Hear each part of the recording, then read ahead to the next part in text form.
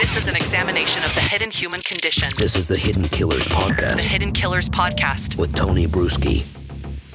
Unless you are an attorney, a prosecutor, someone who works in the court system, or maybe have served on a jury before, maybe even not that, the jury selection process, the way that it all works between the defense and the prosecution and the judge and all the jurors or potential jurors that have shown up is really an interesting and fascinating process and has its own caveats, if you will, depending on the case. The trial of Lori Vallow Daybell set to begin on Monday morning at 8:30 local time in Idaho as jury selection is beginning to wrap up in that case. To discuss how this all works and give us an inside look, joining me is defense attorney Cayley Turrin.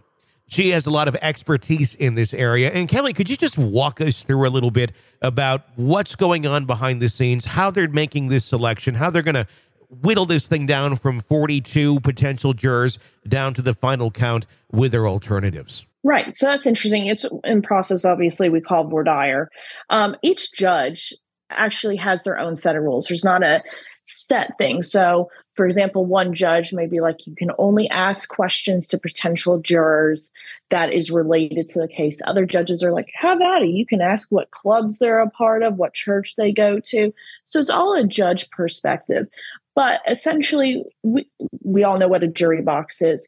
Here, we're usually only allowed to strike people in the jury box. So 1 through 12, we can strike for the first round. And then, so overall, we're talking to 24 people at one time.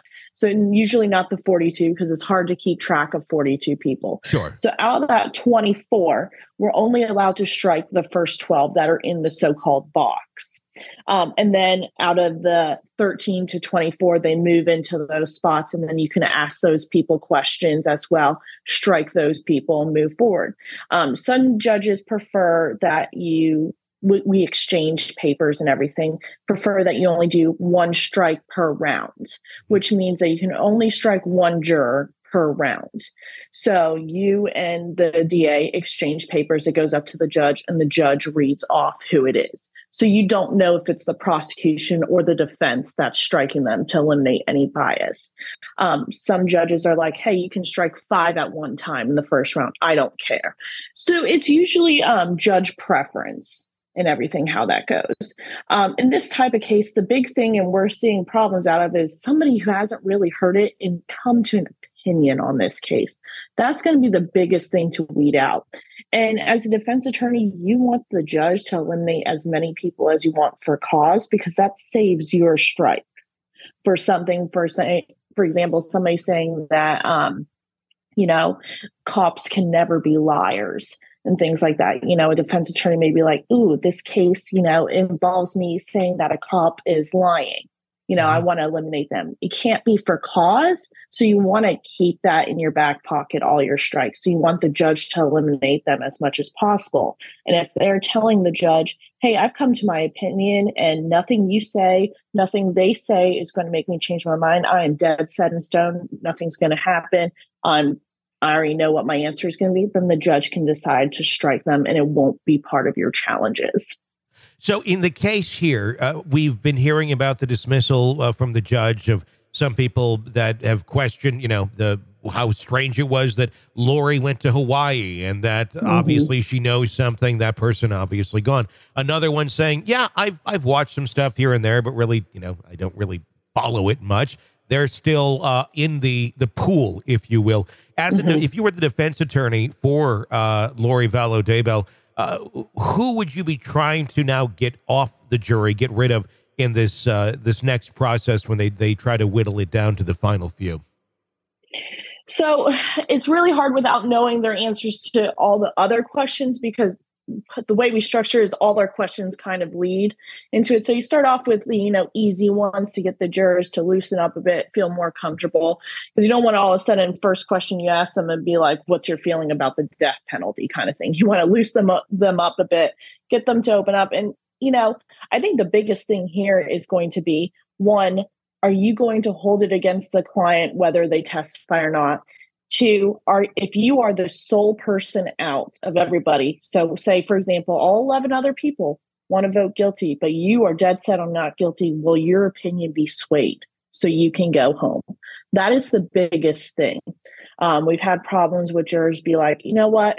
I'm the only person here. It's 9:00 at night. Screw it. They're guilty. That kind of thing. So you want to make sure people are going to be dead set and not be swayed by everybody else. So I think that's going to be the biggest thing here. In a case like this, obviously, can we completely get down to everyone not being in a swayable position? Is it just kind of, let's make the best of what we have here?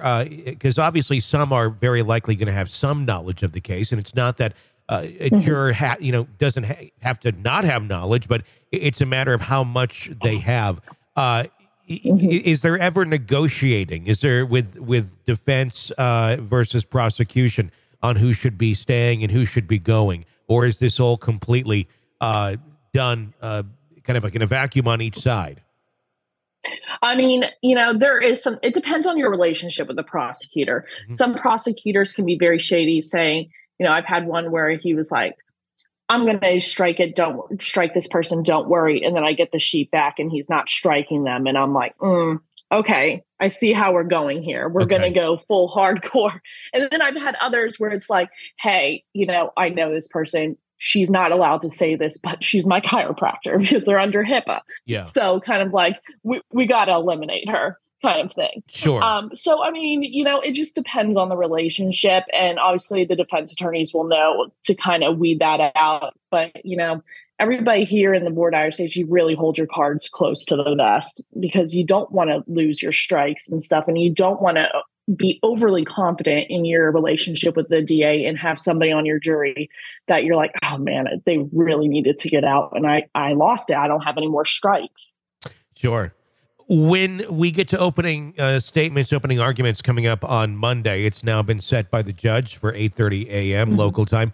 What do you foresee? Well, just in your opinion, what would you expect to the initial arguments be from the defense of Lori Vallow Daybell? Well, I would hope that they just lead a story. So a lot of our loose ends that we see, like why she went to Hawaii and all this other stuff, he's saying, hey, this is what actually has happened. This is what we're going to show you happen. So I'm hoping we're actually going to get a preview of their strategy and what her thought process was during the whole thing, because that's going to keep a lot of jurors up at night. Like, why are you in Hawaii? I need to know. That is my biggest thing here. And with something like that, with those questions that are going to come up, I'm dying to know the answers. I'm sure you are too, as to how they're going to be answering yes. those sort of situations, because none of it seems to make very much sense. Another question that I've been asking, because there's the possibility that we could see Chad flip here and come out and actually testify against Lori. We don't have any evidence that that's going to happen, but in theory, that could be something that could happen for him.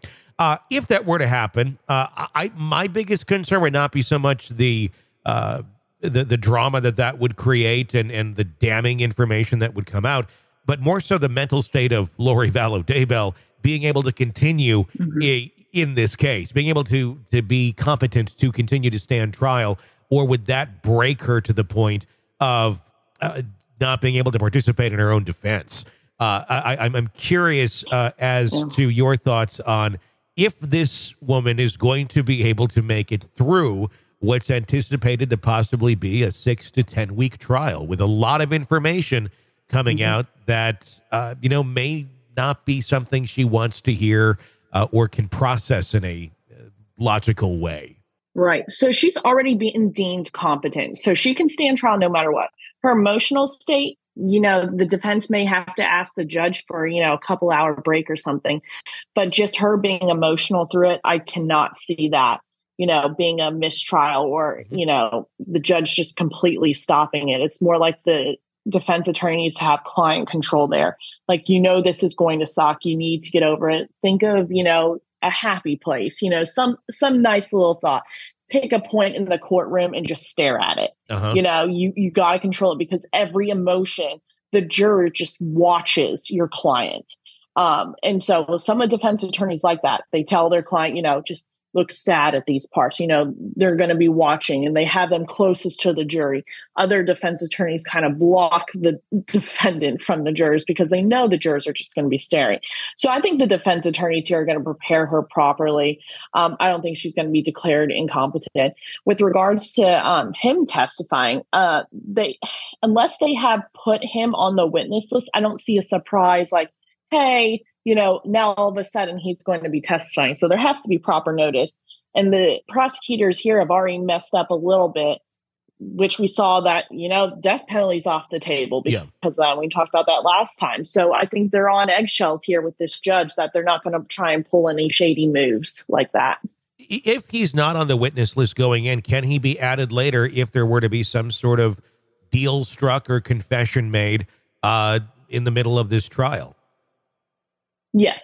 So if she testifies, or if the defense puts up witnesses and he can properly rebut them, it's going to be in the rebuttal. So you have the state's proof, you have the defense, and the state has an opportunity for rebuttal after that. So that could possibly happen, yes. This is an examination of the hidden human condition. This is the Hidden Killers Podcast. The Hidden Killers Podcast. With Tony Bruschi. It's going to be a fascinating case. We'll have all the coverage for you right here. Breaking updates, audio, discussion. As we get it, be sure to press subscribe so you don't miss a moment of our coverage in the trial of Lori Vallow Daybell. My name's Tony Bruschi. Stay with us.